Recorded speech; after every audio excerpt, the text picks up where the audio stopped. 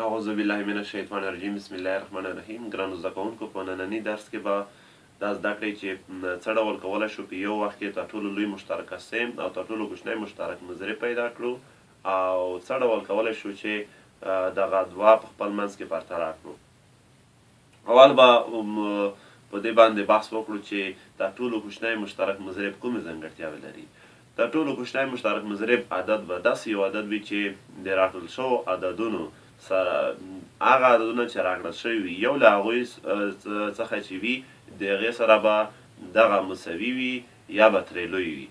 دوهم دا چې که چیرې دوه یا څو عددونه تر ټولو لوی مشترک قاسم ونه لري، یعنې لومړني عددونه وي، د دغو عددونو تر ټولو کوچنی مشترک مضرب به د دوی د ضرب حاصل وي.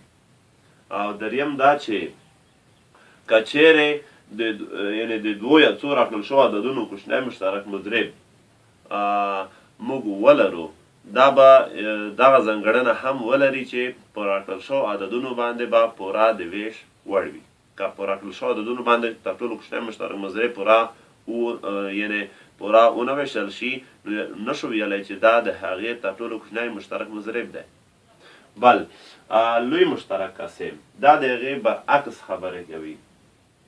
هر وخت کوچنی یا مساوي له یو درکړل شوو عددونو څخه به وي، یعنې هغه عددونه چې موږ ته راکړل شوي وي یو له هغوی څخه به دغه یا ترې کوچنی وي یا به ورسره مساوي وي.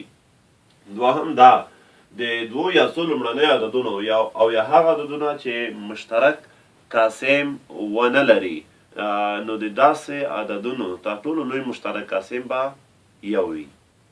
او دریم دا چې هغه عددونه چې موږ د هغې لوی مشترک قاسم لاسته راوړی دی، هغه ټول عددونه به په لوی مشترک قاسم باندې پوره د ویش وړتیا لرونکي وي. که چیرې هغه په لوی مشترک قاسم باندې پوره ونه ویشل شي، نو ویلی شو چې دا د هغوی لوی مشترک قاسم نه دی. اوس زده کوونکو راځم دغې مثال ته چې څه ډول کولی شو په یو وخت کې تر ټولو لوی مشترک قاسم او کوچنی مشترک مضرب لاسته راوړو. 1 اتیا 2 څلوېښت 5 څلوېښت په ساده شکل داسې هم کړای شو چې په ضربي اجزاو باندې تجزیه کړو او له دغې څخه یې تر ټولو کوچنی مشترک مضرب لاسته راوړو.